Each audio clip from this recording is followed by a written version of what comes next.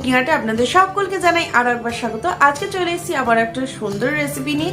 আজকের রেসিপি কিন্তু দুর্দান্ত একটা রেসিপি, বাঙালির শীতকালীন প্রিয় আজকের রেসিপি পাটিসাপটা বা ক্ষীর পাটিসাপটা। তো চলো দেখে নি আজকের রেসিপি, আর যদি ভালো লাগে তাহলে কিন্তু অবশ্যই লাইক করে দিও, আর পুরো ভিডিওটা দেখার অনুরোধ রইল। যারা নতুন বন্ধু আছো এখনো পর্যন্ত সাবস্ক্রাইব করোনি, তাড়াতাড়ি করে আমার চ্যানেলটাকে সাবস্ক্রাইব করে নাও। চলো দেখে নি আজকের রেসিপি। রেসিপিটা বানানোর জন্য আমরা এখানে নিয়ে নিয়েছি ময়দা, আর ময়দা আমি নিচ্ছি এখানে 2 কাপ পরিমাণ ময়দা নিচ্ছি।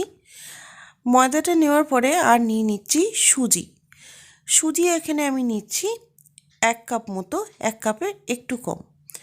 সুজিটাকে দেওয়ার পরে এটাকে আমরা ভালো করে একটা মিডিয়াম ব্যাটার বানিয়ে নেব। আর এটাকে আমরা ব্যাটারটাকে যখন বানাবো, এটা আমরা এর মধ্যে জল ইউজ করব না, আমরা ইউজ করব দুধ।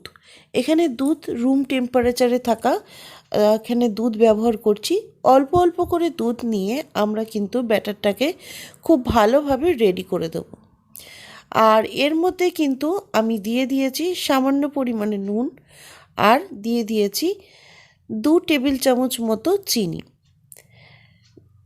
এটাকে আমরা খুব ভালো করে মিশিয়ে দিচ্ছি।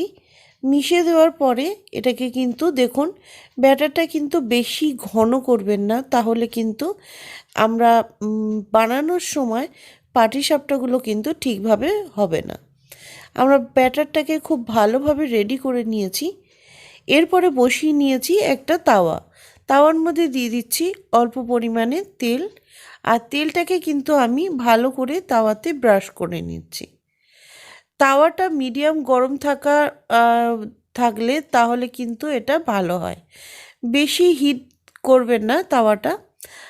আর এরপরে আমরা দিয়ে দিচ্ছি এর মধ্যে ব্যাটারটাকে আমরা দিয়ে দিচ্ছি। ব্যাটারটাকে দিয়ে আমরা হাতায় করে দিয়ে দিচ্ছি ব্যাটারটা, আর দিয়ে এটাকে কিন্তু খুব ভালো করে গোল করে দেব, যাতে ব্যাটারটা চারিদিক থেকে খুব ভালোভাবে কিন্তু এটা ছড়িয়ে যায়, আর বেশি মোটা যাতে না হয়। দেখুন ঠিক এইভাবে আমি গোল করে দিচ্ছি, যাতে সাইডগুলো যাতে খুব একটা বা পুরো যে আমরা রুটি মতো করছি সেটা যেন সব দিক থেকে সমান থাকে। আমরা ব্যাটারটাকে দিয়ে এটাকে রেডি করছি। আর এখানে আমি ব্যবহার করছি ক্ষীর সন্দেশ। এখানে আমার চ্যানেলে কাঁচাগোল্লার রেসিপি আপনারা পেয়ে যাবেন। তো এখানে আমি বানাচ্ছি কাঁচাগোল্লা, নলেন গুড়ের কাঁচাগোল্লা দিয়েই আমি বানাচ্ছি। আর এইভাবে কিন্তু আপনারা সন্দেশ দিয়ে কিন্তু অবশ্যই বানাতে পারেন। আর দেখুন আমি অল্প করে নিয়েছি, নিয়ে এটাকে ভালোভাবে এক পাশ উল্টে দিলাম। আর উল্টে দেওয়ার পরে এটা আমরা সাইড থেকে একটু হালকাভাবে প্রেস করে দিচ্ছি। এরপরে এটাকে আবারও আমি উল্টে দিচ্ছি। দেখুন গাটা কিন্তু খুব প্লেন হয়েছে, কোনো রকম ফেটে যায়নি। আর এর হিটটা কিন্তু আমি মিডিয়ামে রেখে দিয়েছি। এইভাবে কিন্তু আমরা পাটিসাপটাটা বানিয়ে নিলাম, আর খুব ভালোভাবে কিন্তু এটা আমাদের রেডি হয়ে গেছে। এইভাবে কিন্তু আমি বানিয়ে নিয়েছি, এটা কিন্তু একদমই খুলে যাবে না, আর খুব সুন্দরভাবে কিন্তু আমরা রেডি করে নিয়েছি। পাটিসাপটাটা আমাদের মোটামুটি রেডি হয়ে গেছে। আর দেখুন খুব সুন্দরভাবে কিন্তু এটা রেডি হয়েছে। এরপরে আমরা একটা পাত্রের মধ্যে এটাকে তুলে নেব। আমরা পাটিসাপটাটা একটা প্লেটের মধ্যে তুলে নিচ্ছি। আর এইভাবে কিন্তু বাদবাকি যে পাটিসাপটাগুলো সেগুলোও কিন্তু আমরা রেডি করে নেব। আমরা কড়ার মধ্যে আবারও একটু ব্যাটার দিয়ে দিচ্ছি, আর এটা খুব ভালোভাবে কিন্তু সমান করে নিতে হবে, তাহলে কিন্তু খুবই পাটিসাপটাটা খুব সুন্দর হবে, আর খুব সহজেই কিন্তু একদম ভালোভাবে রেডি হয়ে যাবে। এইভাবে কিন্তু আপনারা পাটিসাপটা বানালে কোনো রকমভাবে খুলে যাবে না। যেটা খুলে যাওয়ার ভয় থাকে সেটা কিন্তু একদমই হবে না। আমি আবারও ব্যাটারটাকে ভালোভাবে ছড়িয়ে দিলাম, আর এর মধ্যে দিয়ে দিচ্ছি আমরা কাঁচাগোল্লা। এখানে নলেন গুড়ের কাঁচাগোল্লা ইউজ করছি, আপনারা চাইলে নারকেলের পুর কিন্তু ব্যবহার করতে পারেন। এখানে আমি দিয়ে দিচ্ছি কাঁচাগোল্লাটা। দেওয়ার পরে দেখুন এই পিঠটা খুব ভালোভাবে মোটামুটি আমাদের হয়ে গেছে। এটাকে আমরা উল্টে দিচ্ছি। আমরা এটাকে উল্টে নিয়ে কিন্তু পুরো পাটিসাপটাটা কিন্তু রেডি করে নেব। আমরা একটা দিক ফোল্ড করে নিলাম, আবারও ফোল্ড করে নিয়ে খুব ভালোভাবে কিন্তু এটা রেডি করে নেব। আর এইভাবে কিন্তু ফোল্ড করে নিলে এটা কিন্তু খুব সুন্দরভাবে হয়ে যাবে আর একদম কিন্তু খুলেও আসবে না। এরপরে আমরা আবারও একটু ব্যাটারটাকে নিয়ে আমি আবারও একটু দেখিয়ে দিচ্ছি। আর তাওয়াটা যদি গরম হয়ে যায় তাহলে কিন্তু এর মধ্যে সামান্য জলের ছিটে দিয়ে দেবেন। জলের ছিটে দেওয়ার পরে আমি এটাকে একটু ব্রাশ করে নিচ্ছি যাতে তাওয়াটা খুব হিট না থাকে। এরপরে আমি এর মধ্যে দিয়ে দিচ্ছি ব্যাটারটা, আর ব্যাটারটাকে দেওয়ার পরে আমি চারিদিকে এটাকে একটু ছড়িয়ে দেব যাতে এটা সব দিক থেকে সমান হয় আর বেশি মোটা যাতে না থাকে। দেখুন এইভাবে একটা রুটির আকারে কিন্তু আমরা গড়ে নিচ্ছি আর চারিদিক থেকে কিন্তু খুব ভালো সমানভাবে এটাকে ছড়িয়ে দিচ্ছি।